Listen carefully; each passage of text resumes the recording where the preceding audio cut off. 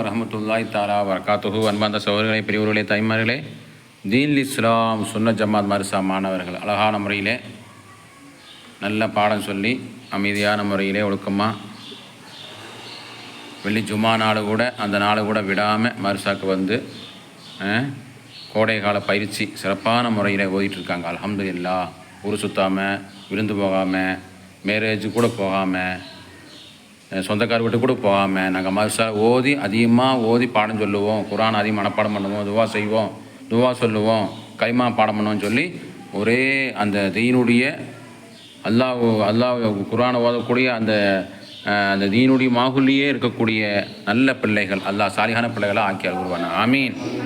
இன்றைக்கி நம்ம என்ன பார்க்க போகிறோம்னு சொன்னால், எந்த நிலையிலையுமே நம்ம உசுரே போனாலும் பொய் சொல்லக்கூடாது. என்ன போனாலும் அதுதான் நம்முடைய பெருமான ஸல்லல்லாஹு அலைஹி வஸல்லம் கட்டுத்தந்த உண்மை சொல்வது, உண்மை பேசுவது. அதனால் அவங்க சாதிக்கு அல் அமீன் என்று அல்லாஹ் பட்டத்தை கொடுத்தான் பெருமான ஸல்லல்லாஹு அலைஹி வஸல்லம் அவங்களுக்கு.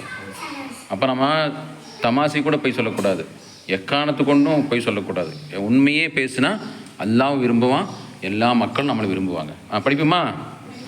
அஊது பில்லாஹி மினஷ் ஷைத்தானிர் ரஜீம்.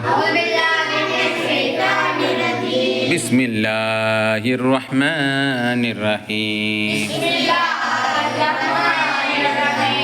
உண்மை பேசுதல் நபி ஸல்லல்லாஹு அலைஹி வஸல்லம்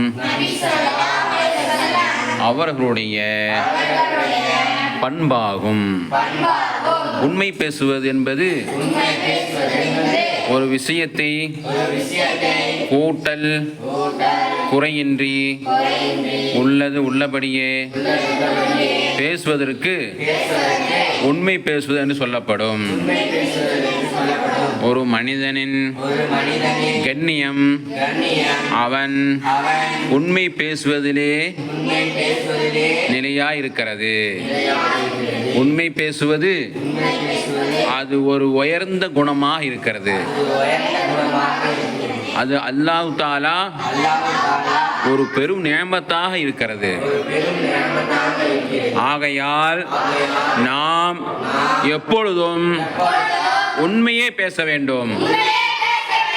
அதில்தான் நமது வெற்றி இருக்கிறது.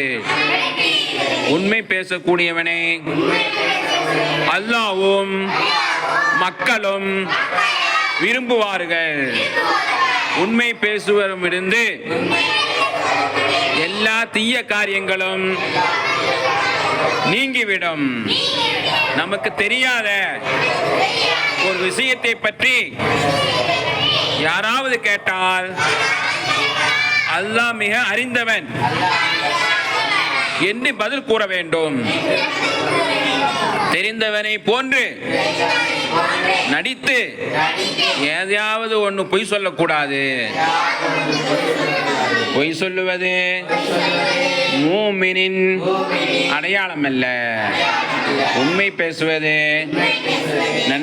நன்மை அளவிலே நன்மை கொண்டு செல்லும். நன்மை சுவர்க்கத்தின்பால் கொண்டு செல்லும். பொய் என்பது நரகத்தின்பால் கொண்டு செல்லும் என்று பெருமானார் ஸல்லல்லாஹு அலைஹி வஸல்லம் அவர்கள் கூறினார்கள். அத்தகைய எக்காரணத்தை கொண்டும் பொய் சொல்லாமல் உண்மையே பேசக்கூடியவங்களாக நம்முடைய வாழ்க்கை அல்லாஹ் ஆக்கி அல்குரிவானாக. ஆமீன். அஸ்ஸலாமு அலைக்கும்.